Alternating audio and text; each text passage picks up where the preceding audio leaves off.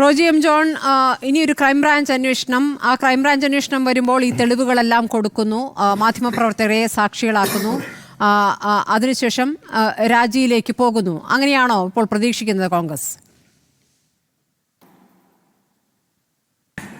സ്മൃതി, സജി ചെറിയാൻ ഈ വിഷയത്തിൽ ഒരു നിമിഷം നേരത്തെ രാജിവെക്കുന്നതാണ് വ്യക്തിപരമായി അദ്ദേഹത്തിനും അതുപോലെ തന്നെ ഒരു കൂട്ട് സർക്കാരിനും ഏറ്റവും കരണീയമായിട്ടുള്ള കാര്യം.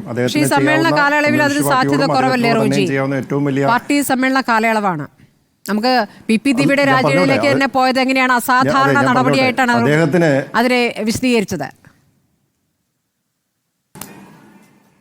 അല്ല, ഏതെങ്കിലും തരത്തിലുള്ള അദ്ദേഹത്തിന് കൂറും വിശ്വസ്തയും ഇന്ത്യൻ ഭരണഘടനയോടുണ്ട് എങ്കിൽ അദ്ദേഹം പ്രതിനിധാനം ചെയ്യുന്ന കമ്മ്യൂണിസ്റ്റ് പാർട്ടിക്ക് അതുണ്ട് എന്ന് കമ്മ്യൂണിസ്റ്റ് പാർട്ടിക്ക് ബോധ്യമുണ്ട് എങ്കിൽ അത് നാട്ടിലെ ജനങ്ങളെ അത് ബോധ്യപ്പെടുത്തണമെന്ന് കമ്മ്യൂണിസ്റ്റ് പാർട്ടിക്കും ഈ സർക്കാരിനും ആഗ്രഹമുണ്ട് എങ്കിൽ അദ്ദേഹം ഒരു നിമിഷം നേരത്തെ രാജിവെക്കുക തന്നെ ചെയ്യണം. ഞാൻ പറഞ്ഞല്ലോ, ഇവിടെ കമ്മ്യൂണിസ്റ്റ് പാർട്ടികൾക്ക് ഇന്ത്യൻ ഭരണഘടനയോടും അതിൻ്റെ ഫോർമേഷനോടും ഒക്കെയുള്ള വിയോജിപ്പ് അതവിടെ നിലനിൽക്കുകയാണ്.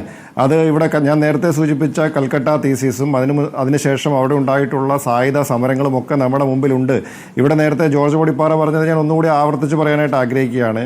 ഒരവസരം കിട്ടിയിരുന്നെങ്കിൽ, അല്ലെങ്കിൽ ഒരു ഓപ്ഷൻ ഉണ്ടായിരുന്നുവെങ്കിൽ ഇവർ കുന്തവും കുറുവടിയും തോക്കുമൊക്കെ ആയിട്ട് ഇറങ്ങിയേനെയും. അത് സാധിക്കാത്തതുകൊണ്ട്, നിർവാഹമില്ലാത്തതുകൊണ്ട് ഈ ജനാധിപത്യ സംവിധാനത്തിൽ ഭരണഘടനയൊക്കെ പൊതുസമൂഹത്തിൽ അംഗീകരിച്ചു പോകുന്നുവെന്നേ ഉള്ളൂ. പക്ഷേ ഉള്ളിലിരിപ്പ് എന്ന് പറയുന്നത് യഥാർത്ഥത്തിൽ ഇന്ത്യൻ ഭരണഘടനയോ ജനാധിപത്യ സംവിധാനമോ ഒന്നും അംഗീകരിക്കുന്നതെന്നല്ല കമ്മ്യൂണിസ്റ്റ് പ്രസ്ഥാനങ്ങളുടെ ചിന്താധാര എന്നുള്ളത് നമുക്കെല്ലാവർക്കും അറിയാവുന്നതാണ്. നിവൃത്തിയില്ലാത്തതുകൊണ്ട് ഇത് വെച്ച് അങ്ങോട്ട് അഡ്ജസ്റ്റ് ചെയ്ത് പോകുന്നു എന്നുള്ളതേ ഉള്ളൂ.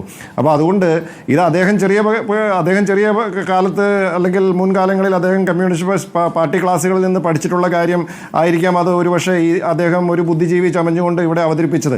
അപ്പോൾ അതുകൊണ്ട് ഇത് ജനങ്ങളുടെ മുമ്പിൽ ഈ ഭരണഘടന സംരക്ഷിക്കപ്പെടണം.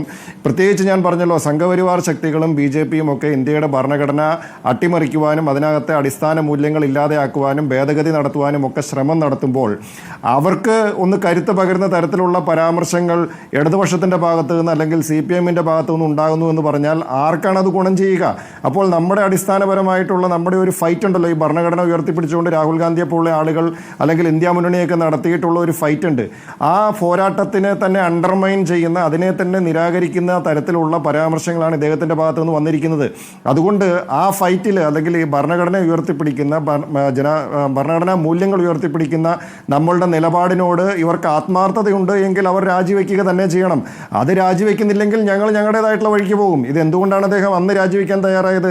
ഞങ്ങളന്ന് പ്രതിപക്ഷം നിയമസഭയിൽ ഈ വിഷയം അടിയന്തര പ്രമേയമായി കൊണ്ടുവന്നു. അന്ന് മാധ്യമങ്ങൾ ആ വിഷയം ഏറ്റെടുത്തു. അതീവ ശക്തമായിട്ടുള്ള ചർച്ച പൊതുസമൂഹത്തിലുണ്ടായി. അന്ന് ഗത്യന്തരമില്ലാതെ അന്ന് അദ്ദേഹം രാജിവെക്കണം. അല്ലാണ്ട് അദ്ദേഹം ആത്മാർത്ഥമായിട്ട് ഈ വിഷയം ഉയർന്നു വന്ന അപ്പം തന്നെ ധാർമ്മിക മൂല്യം ഉയർത്തിപ്പിടിച്ച് രാജിവെച്ചൊന്നുമല്ല. അന്ന് അവിടെ കോടതി ഇത് കേസെടുക്കാനായിട്ട് പറഞ്ഞു. അത് അന്വേഷണമൊക്കെ ആയിട്ട് മുന്നോട്ട് പോയി. നിവൃത്തിയില്ലാണ്ട് വന്നു കഴിഞ്ഞപ്പോൾ അന്ന് അദ്ദേഹം രാജിവെക്കുകയാണ് ചെയ്തത്. അതുകൊണ്ട് അങ്ങനെ ഒരു നിവൃത്തികേടിലേക്ക് പോകുന്നതിന് മുമ്പ് എത്രയും വേഗം രാജിവെക്കുക എന്നുള്ളതാണ് അദ്ദേഹത്തിന് ചെയ്യാവുന്ന കാര്യം. അത് ഉണ്ടായിട്ടില്ല എങ്കിൽ തീർച്ചയായിട്ടും പ്രതിപക്ഷം എന്ന നിലയിൽ ഞങ്ങൾ ഈ വിഷയം ഉയർത്തിക്കൊണ്ടുവരും. ഞങ്ങൾ അതിനകത്ത് രാഷ്ട്രീയമായിട്ടും നിയമപരമായിട്ടും ഒക്കെ ചെയ്യാവുന്ന കാര്യങ്ങൾ ഞങ്ങൾ ചെയ്യും. ഞങ്ങൾ സമരങ്ങളുടെ പാതയിലേക്ക് കിടക്കേണ്ടതുണ്ടെങ്കിൽ ഞങ്ങൾ അതിനെക്കുറിച്ച് ആലോചിക്കും.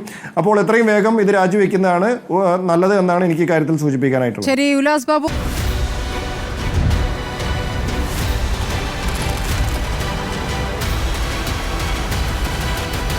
ഡിബേറ്റ് വിത്ത് സ്മൃതി പരുത്തിക്കാട്.